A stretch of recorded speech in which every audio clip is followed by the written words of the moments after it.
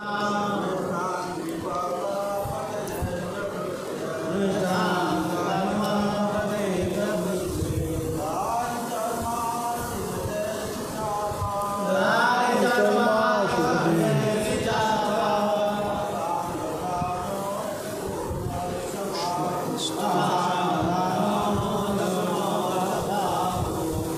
to word meaning. Om. O Lord. Hari भगवान विद्यात हमें प्रदान करें, मम मेरा, सर्वरक्षाम सभी ओर से सुरक्षा, न्यस्त रखा हुआ, अंगदि पद्म जिनके चरण कमल, पतगेंद्र पृष्ठे समस्त पंछियों के राजा गरुड़ की पीठ पर, दर शंख आरी चक्र चर्म ढाल असी तलवार गदा इशु तीर चाप धनुष पाशान पाशफंदा दधानः ग्रहण किए हुए, अष्ट आठ गुणः सिद्धियों से युक्त, अष्ट आठ बाहु भुजाएं। अनुवाद तात्पर्य जगतगुरु श्रील प्रभुपाद जी के द्वारा।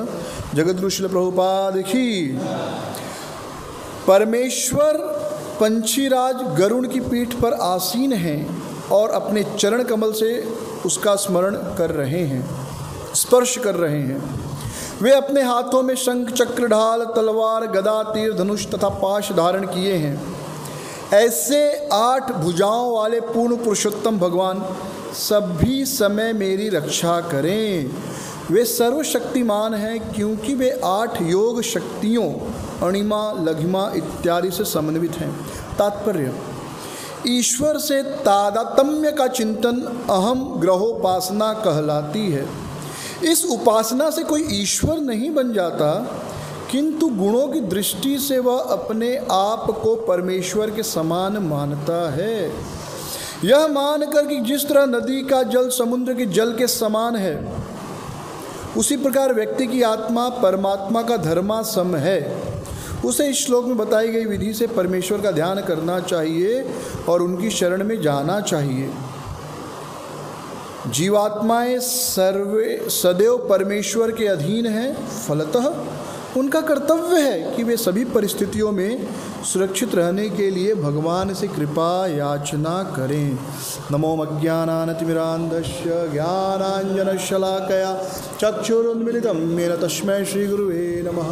मुखं करोति वाचालं पङ्गुं लङ्घयते गिरिमित्कृपातमहं वन्दे श्रीगुरुदीनतर्णिं। नमो विष्णुपादाय कृष्णप्रेष्ठाय भूतले श्रीमते भक्तिवेदान्त स्वामिनिति नामिने। नमस्ते सारस्वतीदेवे गौरवाणी प्रचारिणे निर्विशेष शून्यवादी पाश्चात्य देशतारिणे।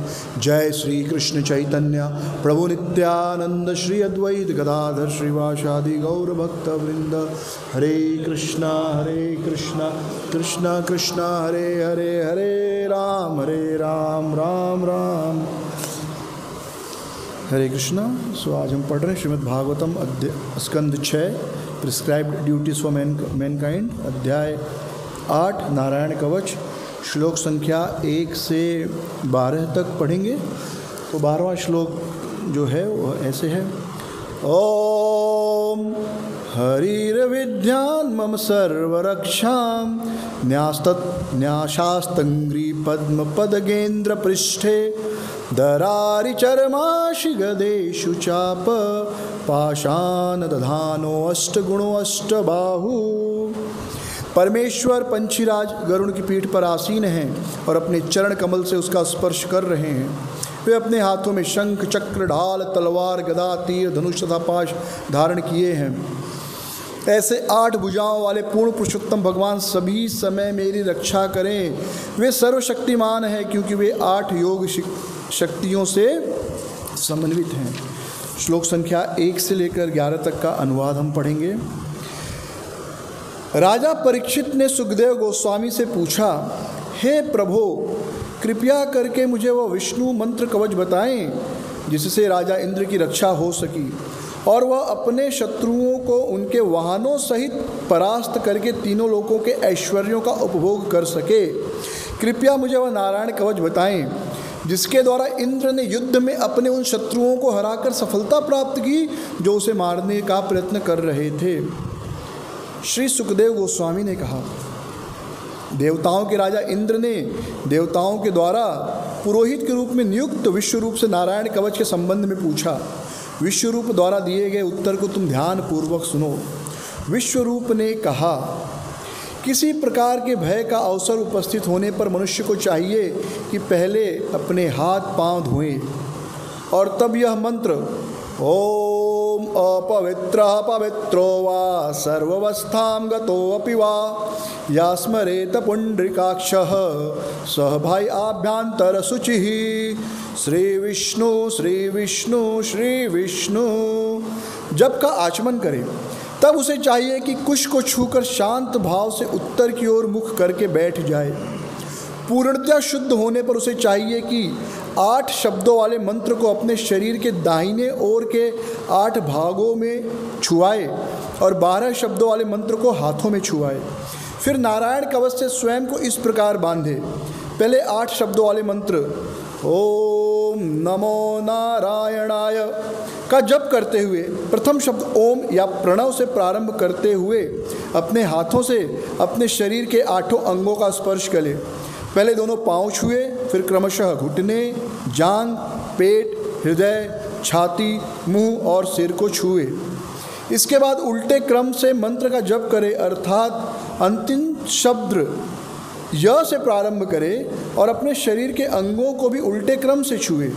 ये दोनों विधियां क्रमशः उत्पत्ति न्यास और संहार न्यास कहलाती हैं। तब उसे चाहिए कि वह 12 अक्षरों वाले मंत्र ओम नमो भगवते वासुदेवाय का जप करे। इस मंत्र के 12 अक्षरों को दाहिने हाथ की तर्जनी से प्रारंभ करके बाएं हाथ की तर्जनी तक प्रत्येक अंगुली के छोर पर प्रत्येक अक्षर का उच्चारण करते हुए रखे। शेष 4 अक्षरों को अंगूठों के पोरों पर रखे। फिर उसे 6 अक्षरों वाला मंत्र ओम विष्णवे नमः जपना चाहिए। उसे ओम को अपने हृदय पर, वी को शिरोभाग पर, श को भौहों के मध्य, ण को चोटी पर तथा वे को नेत्रों के मध्य रखना चाहिए। तब मंत्र जप करता न अक्षर को अपने शरीर के समस्त जोड़ों पर रखे और म अक्षर को अस्त्र के रूप में ध्यान कर धरे।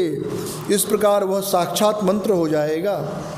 तत्पश्चात उसे चाहिए कि अंतिम शब्द म में विसर्ग लगाकर मह अस्त्राय फट इस मंत्र का जब पूर्व दिशा से प्रारंभ करके सभी दिशाओं में करे।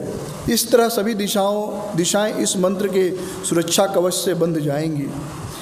इस प्रकार जप कर लेने के पश्चात मनुष्य को चाहिए कि वह 6 ऐश्वर्यों से युक्त तथा ध्यातव्य पूर्ण पुरुषोत्तम भगवान के साथ अपने आप को गुण की दृष्टि से तदाकार समझे। तब उसे चाहिए कि वह निम्नलिखित नारायण कवच अर्थात भगवान नारायण की सुरक्षा स्तुति का जप करे। परमेश्वर पंछी राज गरुड़ की पीठ पर आसीन हैं और अपने चरण कमल से उसका स्पर्श कर रहे हैं। वे अपने हाथों में शंख, चक्र, ढाल, तलवार, गदा, तीर, धनुष और पाश धारण किए हैं। ऐसे 8 भुजाओं वाले पूर्ण पुरुषोत्तम भगवान सभी समय मेरी रक्षा करें। वे सर्वशक्तिमान हैं क्योंकि वे 8 योग सिद्धियों के से समन्वित हैं। हरे कृष्ण। तो हम सब जो है कई दिनों से पिछले महीने भर से लगभग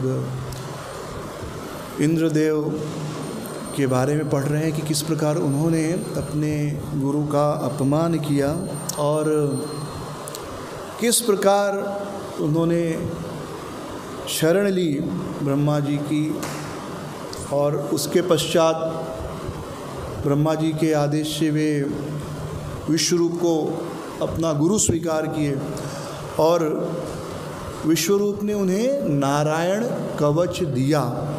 और साथ में और एक टेक्निक जो उन्हें बताई गई थी वह थी कि दधीची ऋषि की हड्डियों को लेकर उससे अस्त्र बनाना था, वज्र। तो ये दो चीज़ें थी, एक नारायण कवच और एक वज्र, जो दधीची ऋषि की हड्डियों से बना था।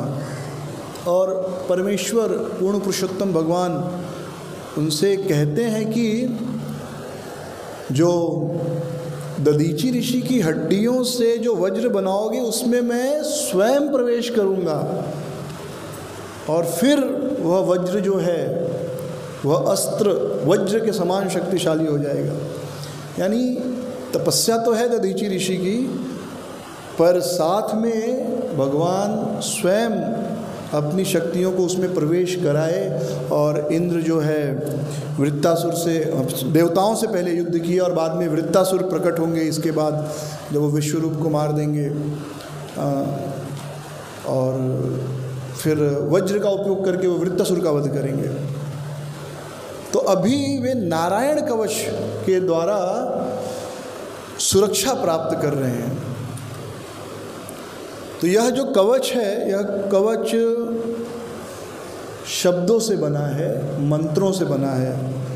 यह कवच कोई लोहे से या किसी प्रकार की धातु से नहीं बना हुआ है। आजकल लोग पहनते ना बुलेट प्रूफ जैकेट पहनते हैं, और बुलेट प्रूफ जैकेट से ज़्यादा आजकल आप देखेंगे तो पीपीई किट और मास्क, ये भी कवच है, राइट, अपनी रक्षा के लिए। पर ये जो है ग्रॉस कवच है, हाँ, स्थूल। पर जो नारायण कवच है वह सूक्ष्म है। सूक्ष्म यानी बाहर से यह कोई व्यक्ति देख नहीं सकता, परंतु यह कवच आपकी रक्षा कर रहा है।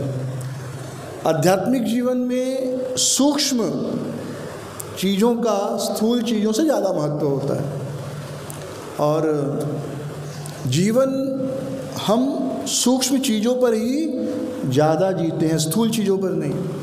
हमारा पूरा जीवन जो है वे जो है हमारी सटल चीज़ें जो हैं, जैसे सूक्ष्म भावनाएं जो दिखाई नहीं देती, उसके आधार पर हमारा पूरे जीवन का मार्गदर्शन होता है।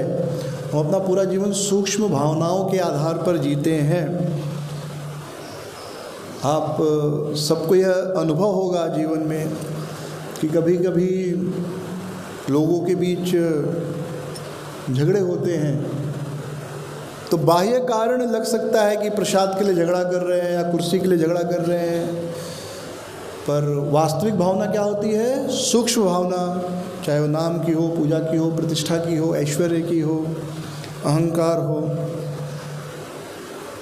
हमारा पूरा जीवन सूक्ष्म भावनाओं पर निर्भर है, और इसलिए स्पिरिचुअल लाइफ में हम जितने अपने सूक्ष्म भावनाओं को अच्छा रिफाइन करेंगे, सुधारेंगे, फाइन सेंटिमेंट्स कहते हैं जिसको, जितना अच्छा रिफाइन करेंगे और सूक्ष्म भावनाएं भगवान की ओर मोड़ेंगे, जीवन में हम उतने ज़्यादा सुखी होंगे। लोग सूक्ष्म वस्तुओं के लिए काम करते हैं, उसका प्राकट्यकरण जो है वह बाह्य वस्तुओं के कारण होता है। जैसे अच्छे कपड़े पहनना, महंगे से महंगे कपड़ा पहनना, ब्रांड कपड़ा पहनना, ब्रांडेड। तो ऐसा नहीं है कि आप 20,000 का जूता पहनेंगे और मैं एक 500 की चप्पल पहन रहा हूँ, तो कोई विशेष अंतर नहीं है।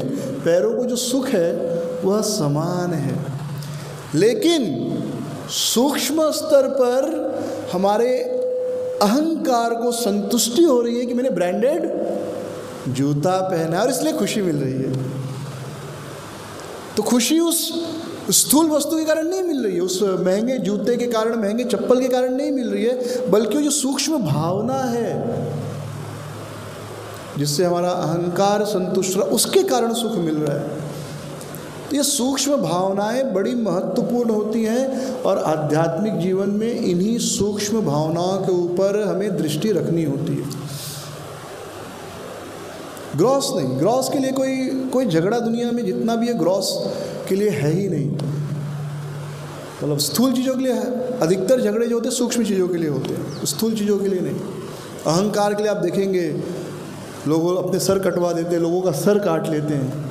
क्यों? अपने अभिमान के लिए, अपने मान सम्मान के लिए। तो ये क्या है? सूक्ष्म भावना है। पर समस्या क्या है? आज के समाज में, आज के समय में हम बहुत ज़्यादा स्थूलता की ओर बढ़ गए।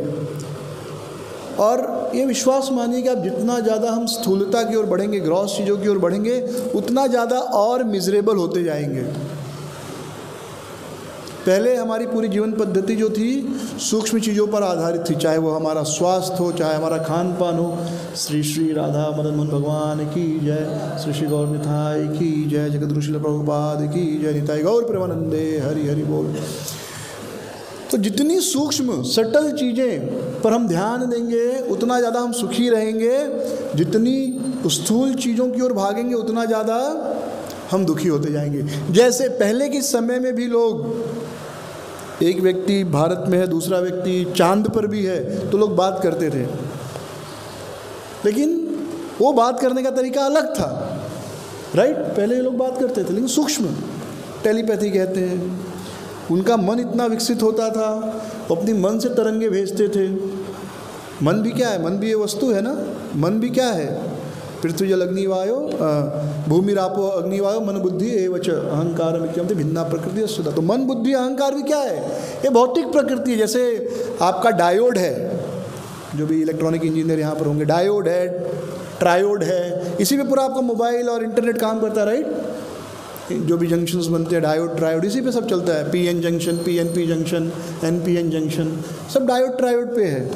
इसी पे आपको पूरा इलेक्ट्रॉनिक डिपेंड है। और ये क्या है? वस्तु है, लेकिन ये स्थूल है।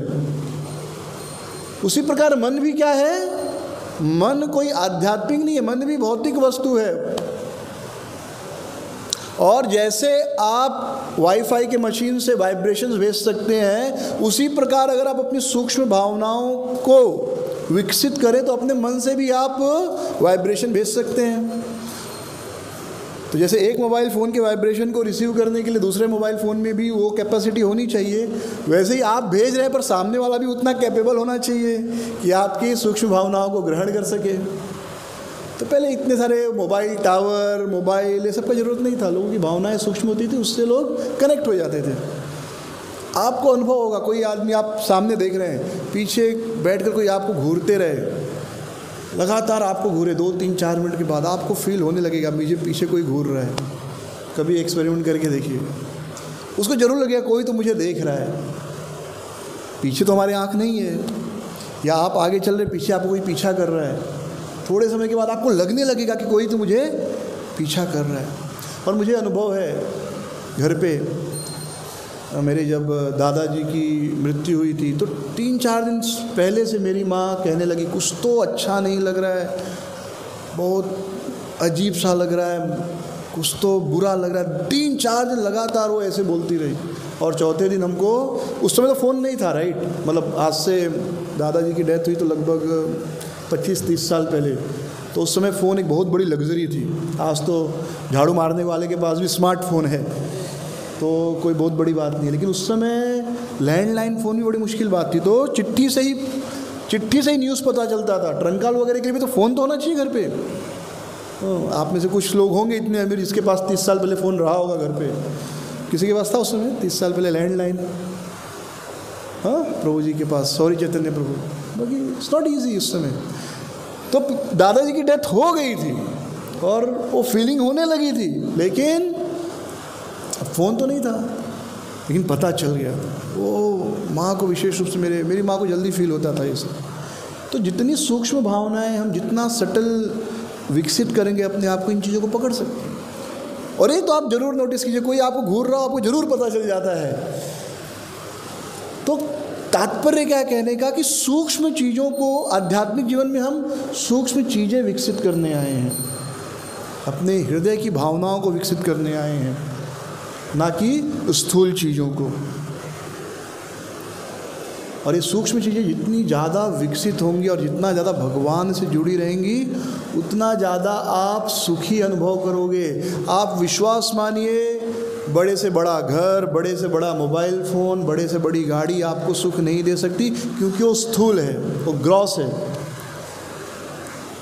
आपने बहुत अच्छे कपड़े पहने, वो सुख नहीं देगा। लेकिन जब कोई आपको आकर तारीफ़ करेगा कि आज आपने बहुत सुंदर शर्ट पहनी है, क्योंकि अभी हम सबका तो ड्रेस कोड एक जैसा ही है, तो उसमें सुंदर और बदसूरत का कुछ सवाल नहीं, एक ही ड्रेस कोड है, लाल है या सफ़ेद है, तो उसमें ज़्यादा कॉम्बिनेशन संभव नहीं है। लेकिन बाहर वाले अलग अलग प्रकार का पैंट शर्ट टाई का कॉम्बिनेशन करते हैं, और जब कोई आगे तारीफ़ करता है तब जाकर आपको खुशी का अनुभव होता है। Isn't it? पहले ऐसा हुआ है कि नहीं? ये तो कपड़ा आपको सुख नहीं दे सकता, क्योंकि उस कपड़े में सुख नहीं है। कभी कभी हम लोग प्रसाद खाने बैठते हैं, बाहर से तो देख के लगता है वाह कितना स्वादिष्ट बना होगा, लेकिन जीभ पर डालते हैं तो जो स्वाद है, कहते क्या बनाया है यार, पूरा खराब कर दिया। क्योंकि स्वाद सूक्ष्म है, स्वाद दिखाई नहीं दे सकता।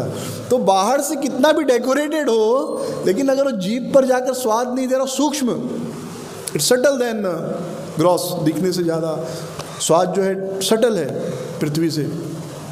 हाँ, तो सूक्ष्म वस्तुएं ज़्यादा सुख देती हैं, और सूक्ष्म वस्तुएं ही सुख दे सकती हैं।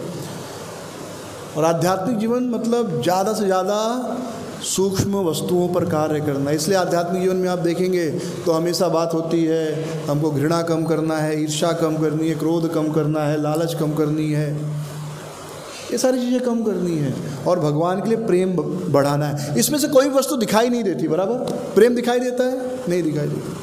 लालच दिखाई देती है? नहीं दिखाई देती। कितनी लालच है मेरे अंदर आप नहीं देख सकते, कितनी घृणा है मेरे अंदर आप नहीं देख सकते, कितना प्रेम भी है मेरे अंदर आप नहीं देख सकते, या आपके अंदर कितना मैं नहीं देख सकता, क्योंकि ये सूक्ष्म है। तो आध्यात्मिक जीवन पूरा जो है सूक्ष्म वस्तुओं पर, या सूक्ष्म अपना जो सटल कॉन्शियसनेस है, या जो सटल चीज़ें उनको डेवलप करने के लिए है। उसी प्रकार मंत्र भी क्या है?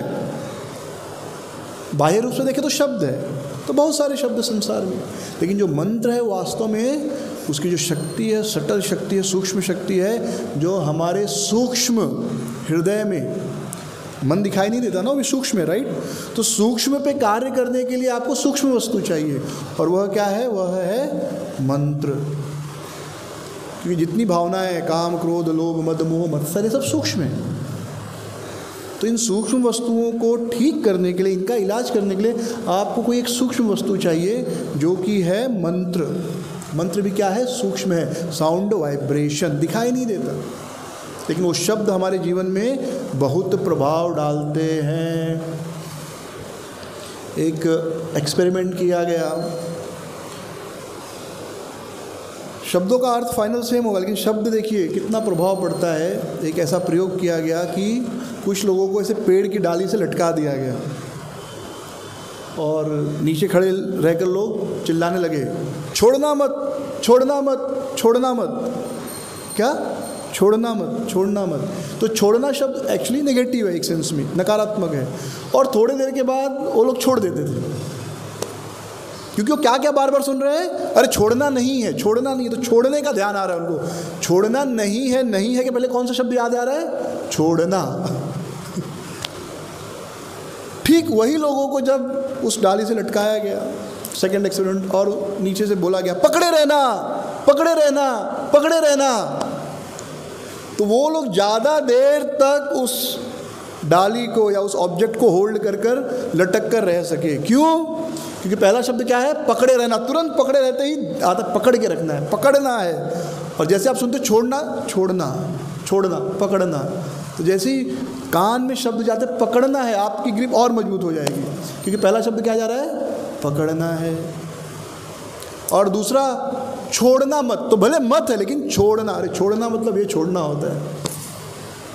तो मतलब एक ही है, दोनों शब्दों का जो फाइनल अर्थ है पकड़े रहना या छोड़ना मत, एक सेंस में दोनों का मतलब सेम ही है, लेकिन फिर भी वो शब्द जो है वो हमारे हृदय में प्रभाव डालते हैं और हमारे जीवन में, हमारे व्यवहार में प्रभाव पड़ता है। इसलिए शब्दों का चयन बहुत महत्वपूर्ण है। हम कौन से शब्द बोलते हैं, कौन से शब्द सुनते हैं, ये बड़ा महत्वपूर्ण है। तो इसलिए जब भागवतम पढ़ते हैं, ये पिछले 10 सालों से दुविधा रही, 10 सालों से नहीं, जब से इस्कॉन ज्वाइन किया हूँ। क्योंकि आप भागवतम पढ़ते हो तो आपके मन में ख्याल आता है यार, जैसे वहाँ पर मैं था, संकीर्तन में था, संकीर्तन इंचार्ज, तो यानी आपको प्लान करना कैसे ज़्यादा से ज़्यादा किताब वितरण करना है। और उस JJCT भी साथ में था, जगन्नाथ जय जगन्नाथ चैरिटेबल ट्रस्ट, यानी पैराफर्नेलिया, आपको अपना गिफ्ट शॉप ऐसे बनाना है, ज़्यादा से ज़्यादा सामान बिके, ज़्यादा से ज़्यादा लोग अट्रैक्ट हों। लेकिन भागवतम पढ़ते हैं तो वो शब्द पढ़ के फिर क्या इच्छा होती है?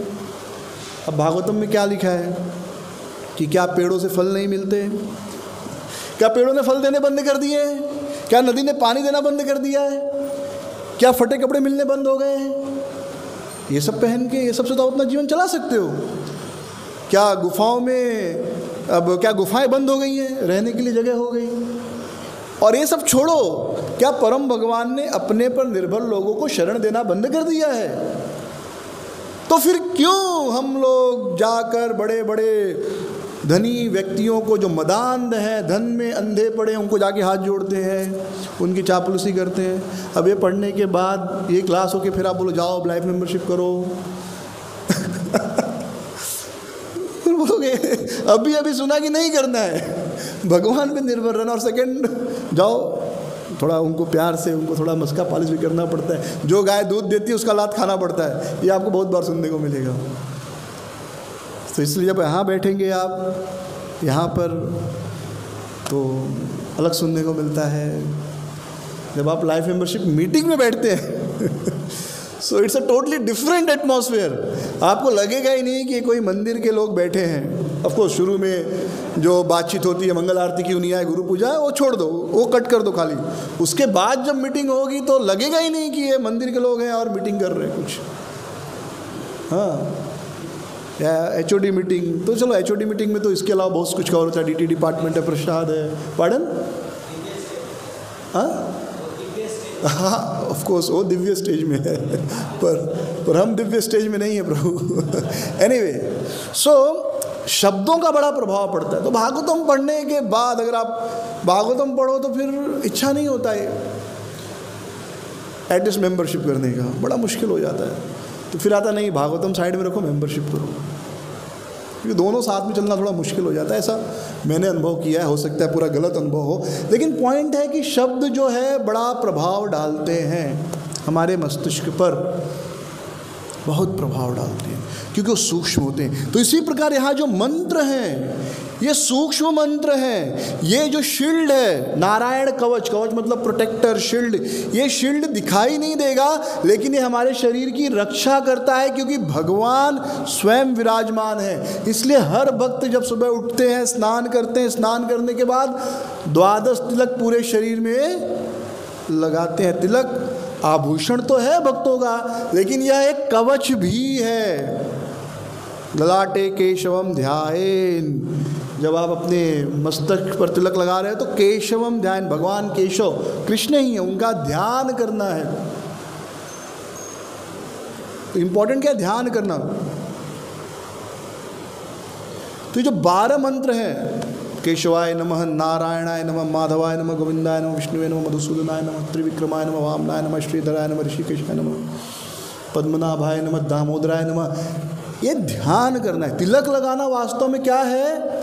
ये तिलक जो लगा रहे हैं हम अपने शरीर को एक सुरक्षा कवच प्रदान कर रहे हैं, और यह सुरक्षा कवच, इसको कहते हैं 12 तिलक। और इसके बाद एक होता है आचमन, 24। जब आप DT में जाने लगते हैं तो 24 मंत्र होते हैं। 12 तो तिलक वाले 12 मंत्र हैं, और उसके बाद बाकी के 12 जो हैं और हैं, 4 पुरुषावतार है, ऐसे करके 12 और मंत्र हैं जो हमारे पूरे शरीर में हम अपने आप को शुद्ध करते हैं और सुरक्षा कवच अपने आप को प्रदान करते हैं ताकि हमारी रक्षा हो सके। तो ये जो आचमन है और जो तिलक है, इसे कम मत समझिए। ये नारायण कवच से कम नहीं है, नारायण कवच ही है। क्योंकि नारायण कवच का अर्थ है भगवान नारायण के नामों द्वारा अपने पूरे शरीर को क्या करना, पूरे अपने शरीर को प्रोटेक्ट करना। तो विधि दिया गया है कि सबसे पहले कवच जब लगाना, उसके पहले क्या करना, सबसे पहले हाथ पांव धोने चाहिए।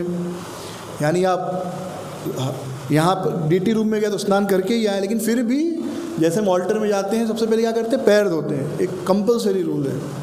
ऑल्टर में जाना है तो वहाँ पर आप देखेंगे इस्कॉन में एटलीस्ट जो भी जहाँ से भी ऑल्टर में जाते हैं वहाँ पर एक पैर धोने के लिए ज़रूर व्यवस्था होगी जहाँ पर आप अपने पैर धो सको, और उसके बाद आपको जो ऑल्टर में प्रवेश करना है। राधा रास बिहारी में जो मंदिर है, मंदिर जहाँ पर मेन एंट्री है डीटी रूम का, ठीक लेफ़्ट साइड में आप देखेंगे तो एक पाइप नल है, तो वहाँ पे आप अपना पैर धो सकते हैं। उसके बाद घंटी बजाते हुए अंदर जाते हैं हम लोग। तो सबसे पहले क्या करना है, पैर धोना है, और उसके पश्चात ओम अपवित्रो पवित्रो वा सर्वावस्थागतो अपि वा यास्मरेत पुंडरीकाक्षः, जिनकी आंखें कमल के समान सुंदर हैं, अक्ष स बाहि आभ्यंतर शुचिः ओम श्री विष्णु श्री विष्णु श्री विष्णु। तो ये शुद्ध कैसे हो रहे हैं हम लोग, हम शुद्ध हो रहे हैं या स्मरेत पुंडरीकाक्ष, हम पुंडरीकाक्ष भगवान श्री कृष्ण का स्मरण करके शुद्ध हो रहे हैं। ये महत्वपूर्ण है। मंत्र बोलना है तो मंत्र क्या कह रहा है, या स्मरेत पुंडरीकाक्ष, जैसे ही भगवान कृष्ण का स्मरण करते हैं हम शुद्ध हो जाते हैं। And this is very scientific. कैसे, आप जैसे व्यक्ति का स्मरण करते हैं वैसी चेतना तुरंत हो जाती है। क्या ये सच नहीं है? अगर आपको तुरंत याद दिलाया जाए ओस्मा बिन लादेन, कितने लोग जानते हैं ओस्मा बिन लादेन को? कोई नहीं जानता। अरे ओस्मा बिन लादेन को नहीं जानते? कम ऑन, ऐसा हो ही नहीं सकता, सब लोग जानते होंगे। तो जैसे आप उसको याद करेंगे तुरंत आपको आएगा 2611 कहाँ जो है अपना ट्विन टावर 26/11 नहीं 9/11 9/11, सीधा 9/11 की घटना याद आ जाएगी। लोग कैसे बिल्डिंग गिर गई, कैसे 2 हवाई जहाज प्रवेश किए। तो जैसे ही आप उस व्यक्ति को नाम लेते हैं या कोई व्यक्ति नाम लेता है, तुरंत उस दिमाग में सारी घटनाएं घूम जाती हैं। जैसे ही आपको कोई नाम लेगा, और 26/11 का कौन था आतंकवादी हो? हाँ, एक पकड़ा गया था ना, कसाब। तो कसाब सुनते ही आपको आ जाएगा, और जो लोग ने वहाँ देखा है उनका तो हालत ख़राब हो जाएगा। कैसे गोलियाँ चल रही हैं, लोग मर रहे हैं। 2009 में हुआ था, मैराथन के ठीक पहले मुझे याद है, हम लोग तो स्टॉल डालने गए थे 26-29 को वीटी स्टेशन, तो सब देखा हमने। हर साल वहाँ डालते हैं। तो 2 दिन 3 दिन तक पूरा देश भय में था। तो एक शब्द का स्मरण करते ही पूरी चेतना बदल जाती। क्या सच नहीं है? जैसे ही सुनते हैं सुबह अनाउंस होता है आज का फीस्ट प्रसाद स्पॉन्सर किया, और जैसे हम फीस्ट प्रसाद सुनते हैं तुरंत पनीर सब्जी याद आ जाती है और पुलाव याद आ जाता है। आता है कि नहीं? यानी एक शब्द पूरी चेतना को बदलने के लिए काफ़ी है। तो वैसे या स्मरेत पुंडरीकाक्ष, भगवान श्री कृष्ण को स्मरण करते ही वृंदावन धाम याद आ जाता है, उनको स्मरण करते ही राधा रानी याद आ जाती है, उनको स्मरण करते ही उनकी बांसुरी याद आ जाती है, उनको स्मरण करते ही उनकी रासलीला याद आती है, उनको स्मरण करते ही उनकी भक्तवत्सलता स्मरण आ जाती है। तो भगवान का स्मरण हमें शुद्ध करता, हमारी चेतना तुरंत जो है भौतिक जगत से आध्यात्मिक जगत में चली जाती है। तो जो सबसे महत्वपूर्ण शब्द है या स्मरेत पुंडरीकाक्ष, स बाह्य आभ्यंतर, बाह्य और अंदर दोनों साफ हो जाता है। नहाने से तो केवल बाहर की गंदगी साफ होती है, लेकिन विष्णु स्मरण करने से, कृष्ण स्मरण करने से अंदर भी साफ हो जाता है। श्री विष्णु श्री विष्णु श्री विष्णु, और फिर भगवान को स्मरण करते हैं। उसके पश्चात जो है देखिए, प्रॉपर डीटी डिपार्टमेंट में एक्चुअली ये पुजारी और हर भक्त को ये पता होना चाहिए कि कुश आसन सबसे श्रेष्ठ होता है। तो कुश आसन पर बैठना चाहिए उत्तर दिशा की ओर। जब भी हम गायत्री इत्यादि करते हैं, दोपहर सुबह शाम का नियम है कौन सा दिशा में, पर हम इस्कॉन में to be on safe side क्या करते हैं, भगवान का फ़ोटो सामने रख लेते, तो फिर कुछ याद नहीं करना है अगर भगवान का फ़ोटो सामने है तो। अन्यथा नियम है सुबह इस दिशा में, दोपहर को इस दिशा में, मुझे याद नहीं, बट तीनों टाइम अलग अलग दिशाएं हैं। मेरे ख्याल से साउथ नहीं होगा, बाकी तीनों दिशाएं हैं। लेकिन अगर फोटो है या डीटी है तो फिर दिशा का बंधन नहीं। तो उत्तर दिशा में बैठना चाहिए। और जो कुश आसन है, कुशा आसन का जो नोक है वो पूर्व दिशा में होनी चाहिए, ये याद रखिए।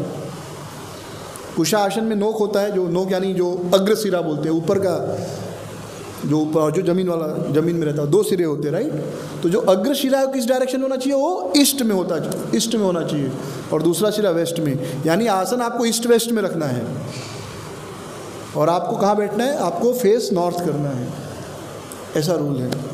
जब समुद्र मंथन लीला होती तो वहाँ पर ये वर्णन है, वहाँ पर भी। और उसके पश्चात आचमन करना चाहिए। तो साधारण रूप से हम भक्त जो इस्कॉन में हैं, मतलब ये भी शास्त्र में ही है, जो 24 अक्षर पूर्ण आचमन कहते हैं उसको, आचमन करते हैं। 3 बार आचमन करते हैं, ओम केशवाय नमः, ओम नारायणाय नमः, ओम माधवाय नमः, 3 बार आचमन करते हैं। फिर ओम गोविंदाय नमः राइट हैंड, ओम विष्णुवे नमः, फिर मधुसूदनाय नमः, त्रिविक्रमाय नमः, ऐसे पोजीशन। वामनाय नमः, श्रीधराय नमः, फिर हाथ धोते ऋषिकेशाय नमः, फिर पैरों को धोते हैं 2 बार, ओम पद्मनाभाय नमः, फिर सर पे जल जाते हैं, ओम दामोदराय नमः, फिर ओम वासुदेवाय नमः। एक्चुअली ओठ को छूना है, पर ओठ को छूएंगे तो अपवित्र हो जाएंगे, इसलिए ऊपर और नीचे का हिस्सा छूते, ओठ को नहीं छूझे। ओम वासुदेवाय नमः, ओम संकर्षणाय नमः, प्रद्युम्नाय नमः। तो नाक को छूना, लेकिन नाक को नहीं छूना चाहिए, तो बगल में ऐसे छुआ जाता है। वासुदेव, संकर्षण, प्रद्युम्न। फिर अनिरुद्धाय नमः, पुरुषोत्तमाय नमः, अधोक्षजाय नमः, नरसिम्हाय नमः। फिर अच्युत भगवान, नाभि में। नाभि अगर अच्युत मतलब टिके रहना, याद रखिए। अगर नाभि सरक जाए तो क्या होगा, आपका पूरा गड़बड़ हो जाएगा। तो नाभि भी टिके रहना चाहिए ना। अच्युत मतलब जो कभी अपनी पोजीशन से गिरता नहीं, तो अच्युत। ओम अच्युताय नमः, ओम जनार्दनाय नमः, राइट, ओम जनार्दनाय नमः। फिर दामोदराय नमः, सॉरी जनार्दनाय क्या है, हाँ सुना नहीं, उपेंद्राय नमः, हरे नमः, कृष्णाय नमः। तो ये पूरा आचमन हो गया। फिर उसके बाद ओम तद विष्णु परमं पदम सदा पश्यन्ति सूर्य, जल को शुद्ध करके गंगा यमुना जी का आवाहन किया जाता है। तो इस प्रकार हम पूरा आचमन करते हैं। पर यहाँ जो नारायण कवच की विधि दी गई है, उसमें ओम नमो नारायणाय, ओम विष्णुवे नमः और ओम नमो भगवते वासुदेवाय, ये 3 मंत्रों द्वारा न्यास किया जाता है, शरीर को बांधा जाता है। इसे दिक्बंधन भी कहते हैं। सभी दिशाओं को बांध देना, शरीर को प्रोटेक्ट करना, यानी आप अपने शरीर को सभी दिशाओं से सुरक्षित कर लिए हैं। तो सबसे पहले जो है वो ओम नमो नारायणाय, ये 8 अक्षर इस मंत्र द्वारा जो है अपने शरीर को स्पर्श किया जाता है। तो ओम द्वारा दोनों पैरों को, पैर के मतलब जो पैर का जो क्या कहते हैं, ये इसको क्या कहते हैं, पैर जो ज़मीन पे रहता है, तलवे को, तलवा ऊपर के हिस्से को ओम करके वो छुआ जाता है। फिर घुटने ओम न, फिर म, फिर ना, रा, हाँ पेट हो गया, हृदय हो गया, छाती को य, फिर मुँह ड़ा और फिर य। तो ऐसे पैर, घुटना, जांग, पेट, हृदय, छाती, मुंह और सर, 8 हो गया। फिर उल्टा जाया जाता है, यानी उल्टा य से शुरू करेंगे और ओम पे, फिर वापस पैर पे। तो इसे कहा गया है उत्पत्ति न्यास, नीचे से ऊपर उत्पत्ति, और फिर जो है संहार, नीचे से ऊपर से नीचे। और उसके बाद फिर 12 अक्षर वाले जो मंत्र हैं, ओम नमो भगवते वासुदेवाय का जप किया जाता है। ओम नमो भगवते वासु, ओम नमो भगवते, ऐसे करके तर्जनी। तो आप जब अंगन्यास होता है तो इसमें आप जब डिटी वर्शिप का बुक पढ़ेंगे तो उसमें ये ओम नमो भगवते वासुदेवाय वाला भी दिया हुआ है। और इसके बाद हम, मतलब इसमें वो नहीं है, बट हम ये करते हैं हृदय को गोपाल मंत्र द्वारा, क्लीम कृष्णाय, ये उंगली ऐसे रहती है, पोजीशन रहती, मुद्रा, क्लीम कृष्णाय गोविंदाय गोपीजन वल्लभाय स्वाहा, इसके द्वारा बंधन किया जाता है। मतलब शरीर अपने आप को यज्ञ के पहले या पूजा के पहले शुद्ध किया जाता है। क्योंकि होता क्या है, इन जनरल जब यज्ञ किया जाता है तो असुर आक्रमण करते थे, तो उन असुरों से रक्षा के लिए दिशा को बांधा जाता है, अपने आप को रक्षा भी होनी चाहिए ना। तो ये है गोपाल मंत्र द्वारा। फिर उसके बाद एक एक अक्षर द्वारा, क्लीम कृष्णाय गोविंदाय गोपीजन वल्लभाय स्वाहा, फिर क्लीम हृदयाय नमः, पहला अक्षर क्लीम हृदयाय नमः, कृष्णाय सिर से स्वाहा, फिर शिखा को बांधते हैं, क्लीम हृदयाय नमः कृष्णाय सिर से, गोविंदा शिखाय वसट, फिर गोपीजन कवचाय हम, फिर वल्लभाम नेत्रम वशट स्वाहा अस्त्राय फट, ऐसे। हाँ, क्लीम हृदयाय नमः कृष्ण, क्लीम हृदयाय नमः कृष्णाय से स्वाहा, गोविंदा शिखाय गोपीजन कवचाय वल्लभाम नेत्रम स्वाहा अस्त्राय। क्या जल्दी जल्दी वाला आदत हो गया है तो स्लो मोशन भूल जाते हैं। तो इस प्रकार अपने आप को बांधा जाता है, दिक् बंधन कहते हैं। उसके बाद हम अस्त्राय फट करके सभी दिशाओं को बांधा जाता है। आप जब भोग अर्पित करते तो हम अस्त्राय फट करते, राइट। तो यहाँ पर वो दिया गया है, हम अस्त्राय फट। अस्त्राय फट यानी हे सुदर्शन चक्र रक्षा करो। तो सुदर्शन चक्र ही रक्षा कर सकते हैं। तो पहले दिशाओं को बांधा जाता है। हाँ, तो हम अस्त्राय फट, हम अस्त्राय फट, तो पूर्व से शुरू करेंगे, पूर्व और फिर क्लॉकवाइज हम अस्त्राय फट, हम अस्त्राय फट 8 बार, 8 दिशाएं ना टोटल, और फिर ऊपर और नीचे। तो इस प्रकार 10 दिशाओं को क्या किया जाता है, बांध दिया जाता है। ये सब हम लोग करते नहीं हैं मतलब हाँ, बट जो आप देखेंगे ट्रेडिशनल वैदिक जो यज्ञ योग्य करते हैं सब, हम लोग भी करते हैं, कुछ लोग करते हैं, कुछ लोग नहीं करते। हमारा मेन रहता है कि प्रचार करके हरे कृष्ण महामंत्र और जो बेसिक है पुरुष सूक्त, श्री सूक्त। पर इस प्रकार अपने आप को बांधा जाता है, दिशाओं को बांधा जाता है, ताकि कोई आसुरी शक्तियाँ आक्रमण न करे। और ये सब भागवतम में है। तो यहाँ पर बताया गया, देखिए, म को अस्त्र के रूप में ध्यान करे। अस्त्र क्या है, अस्त्र तो सुदर्शन। हाँ, और इस प्रकार म विसर्ग लगा के मह अस्त्राय फट, अस्त्राय फट द्वारा जो है पूर्व दिशा से प्रारंभ करके सभी दिशाओं में करना है। म अस्त्राय फट, म अस्त्राय फट, म अस्त्राय फट, म अस्त्राय फट, म अस्त्राय फट। तो इसे 8 बार हो गया, फिर म अस्त्राय फट, म अस्त्राय फट। ये दिशाएं बंध गई। तो जब दिशाएं बंध गई, अब इसके बाद तो जब भगवान का अभिषेक होता, सुबह अभिषेक करने के पहले जो भक्त अभिषेक करते होंगे, वो भूत शुद्धि। भूत शुद्धि कितने लोग करते हैं अभिषेक के पहले? भूत शुद्धि। भूत शुद्धि मतलब अपने आप को यह समझना कि हम भगवान के अंश हैं, हम भगवान के हैं, तदाकार हो जाना। तो गौरनिताय का मंत्र जप करते हैं, गौरनिताय का अभिषेक है तो प्रातः श्रीमान नवदीपे द्विनेत्रम द्विभुजम, एक श्लोक है जिसके द्वारा हम भगवान को स्मरण करते हैं, गौरनिताय को, कि नवदीप में भगवान चैतन्य महाप्रभु खड़े हैं, 2 भुजाएं, 2 नेत्र, बड़े सुंदर। ऐसे राधा कृष्ण के लिए मंत्र है, जब आप राधा कृष्ण का अभिषेक करने से कहते हैं भूत शुद्धि।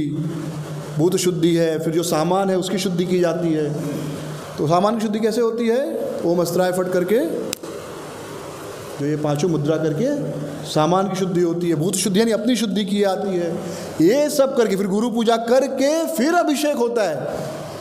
वास्तव में तो नियम ऐसा है, ये नहीं गए और लिए शंख और भगवान को डाल दिए हरे कृष्ण और वापस आ गए। तो यहाँ पर बताया गया, इस प्रकार जप करने के पश्चात मनुष्य को चाहिए कि वो 6 ऐश्वर्यों से युक्त और ज्ञातव्य पूर्ण पुरुषोत्तम भगवान के साथ अपने आप को गुण की दृष्टि से तदाकार समझे। गुण की दृष्टि से एक समझे। एक समझे मतलब परम भगवान भी क्या है? सतचित आनंद है, और मैं भी सतचित आनंद हूँ।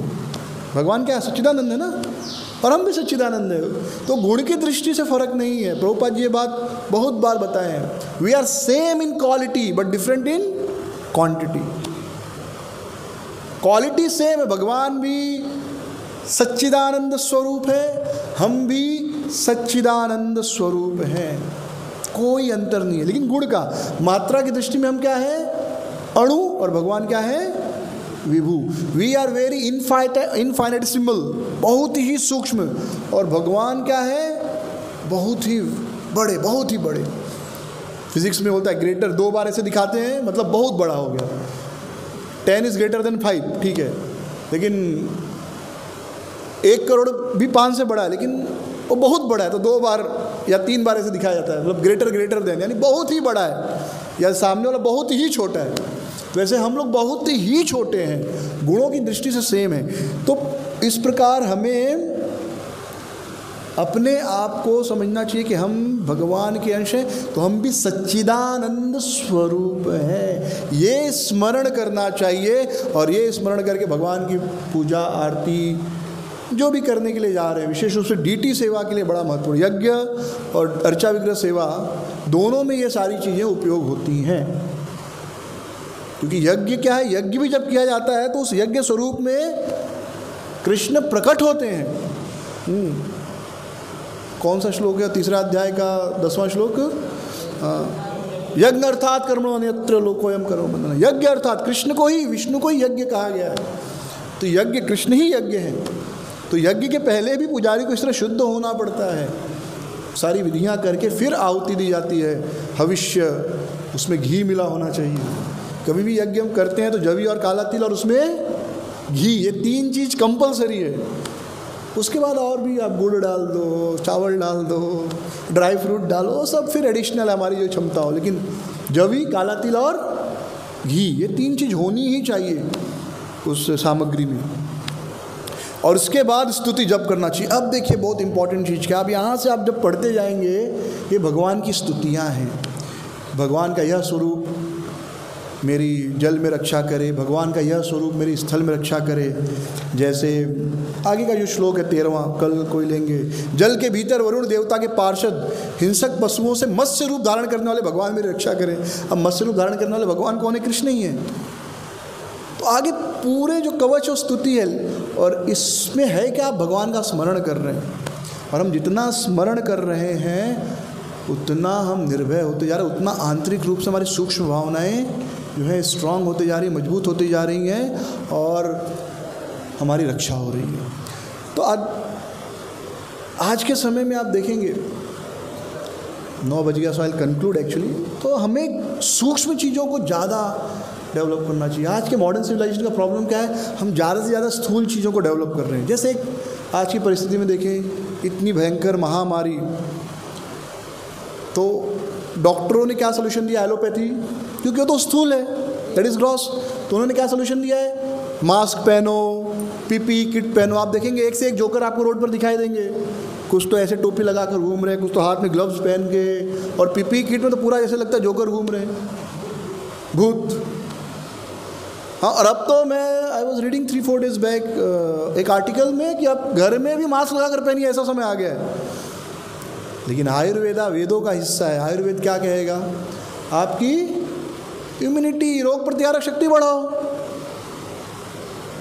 आसान और प्रैक्टिकल क्या, कितना मास्क पहनेंगे? कहीं ना कहीं तो आप कंटेमिनेट हो ही जाएंगे। लेकिन इसका दूसरा जो तरीका है, अपने आप को ताकतवर बनाओ ना, ये ज़्यादा आसान है। लेकिन अब ये सूक्ष्म है, अपने आप को ताकतवर बनाना है, अपनी रोग प्रतिकारक शक्ति को ताकतवर बनाना है, तो कुछ तपस्या करनी पड़ेगी, बराबर। बिना तपस्या के तो आप अंदर से मजबूत नहीं हो सकते। मजबूत होने के लिए तपस्या करनी ही पड़ती है, चाहे फिजिकली या इंटरनली कैसा भी मजबूत होना हो। जिम जाना पड़ेगा, 2 घंटा पसीना बहाना पड़ेगा। या नॉनवेज, आज आप देखेंगे नॉनवेज की दुकान खुली है, जबकि नॉनवेज खाने से ज़्यादा इम्यूनिटी कमज़ोर होता है, क्योंकि उसको पचाने के लिए ज़्यादा मेहनत लगता है शरीर को।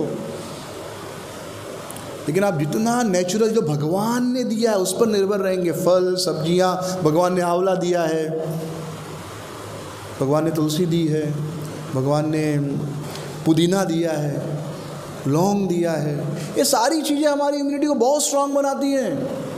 ऑफकोर्स पूरा विधि है कैसे इनको उपयोग करना है। तो आयुर्वेद क्या कहेगा? आप अपने आप को स्ट्रांग बनाओ, इंटरनली अपने आप को मजबूत बनाओ। सूक्ष्म है, कोई करना नहीं चाहता, नहीं हम तो लॉकडाउन है तो भी हम तो नॉनवेज खाएंगे। नॉनवेज की सारी दुकानें खुली है, पूरे दिन खुली है। मैं जब भी जाता हूँ 11 बजे 12 बजे नॉनवेज की दुकान खुली दिखती है, शराब की दुकान खुली दिखती है। यानी आप शराब पियो, नॉनवेज खाओ, लेकिन मास्क जरूर पहनो। कितना बेवकूफ़ी है ये। ईजी तरीका, इंटरनली स्ट्रांग बन जाओ। इंटरनली स्ट्रांग कैसे बनेंगे? अगर हम अपना डाइट सिंपल रखेंगे, हफ्ते में 1 दिन फास्टिंग करेंगे। एक्चुअली हफ्ते में 1 दिन फास्टिंग वाला सिस्टम ज़्यादा अच्छा है। एटलीस्ट 1 टाइम का फास्टिंग, ज़्यादा से ज़्यादा फल पर रहें, सब्जियों पर रहें। इस समय पुदीना आप खा लो, पुदीना नहीं, आंवला, सुबह 1 आंवला आप खा लो। इतना विटामिन सी चला गया बॉडी में, आपको टेंशन ही नहीं। पूरा दिन आप घूमो बिंदास। आप 3 मौसमी खा लो सुबह खाली पेट, फिर पूरा दिन आप बिंदास घूमो। ना सर्दी जुकाम कोरोना कोई नहीं आ सकता। इस महामारी में मैंने बड़े बड़े MD डॉक्टरों को मरते देखा, MBBS MD किए हुए डॉक्टर मरते हुए देखा, उनको एडमिट होते हुए देखा, परेशान होते हुए देखा, वेंटिलेटर पर जाते हुए देखा। लेकिन मैंने अभी तक किसी भी ऐसे व्यक्ति को जो नेचुरल थेरेपी फॉलो कर रहा है, चाहे गौरक्षा वाले हों, जैसे उत्तम महेश्वरी जी, आप में से कुछ लोग जानते होंगे, मैं उनसे कुछ दिनों पहले मिला, वो और उनका स्टाफ, कोई चिंता नहीं। क्यों? कहते नहीं, हम गौ माता की कृपा पे। गौ माता की कृपा पे मतलब खाली गौ माता को टीका लगा दिया वैसा नहीं, मतलब दे फॉलो द थेरेपी, जो भी सिस्टम है गौमूत्र वाला, या क्या खाना है, कैसे खाना है, या जो नेचुरल लाइफस्टाइल फॉलो कर रहे हैं, चाहे विष्णुराज चौधरी हो, चाहे गुप्ता जी हो, ऐसे कितने लोगों को मैं जानता हूँ। कुछ लोगों को पर्सनली जानता हूँ, कुछ लोगों को उनके वीडियोस के थ्रू जानता हूँ, वे बड़े आराम से हैं। और 1 साल बीत गया, मैंने एक खबर नहीं सुनी कि इनका या इनकी किसी टीम का आदमी कोई बीमार हुआ हो या कोरोना से मरा हो।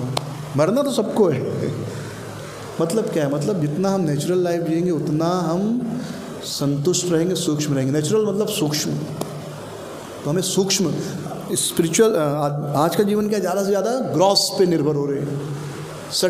मास्क पहनना है, ग्रॉस है ना सीधा। अरे भगवान ने आपको इतना इम्यूनिटी दिया है, इतने सारे वायरस बैक्टीरिया रोज़ शरीर में आते हैं, आपका शरीर उनको मार देता है, इसको क्यों नहीं मार देगा वो। और अब ये लोग भी कह रहे हैं कि बहुत से लोग तो अपने आप ठीक हो जाते हैं। मतलब आपका इम्यूनिटी अच्छा बढ़ाना है बस। इम्यूनिटी बढ़ाने के लिए सुबह धूप ले लीजिए 15-20 मिनट। शरीर किससे बना? पृथ्वी, जल, अग्नि, वायु, आकाश।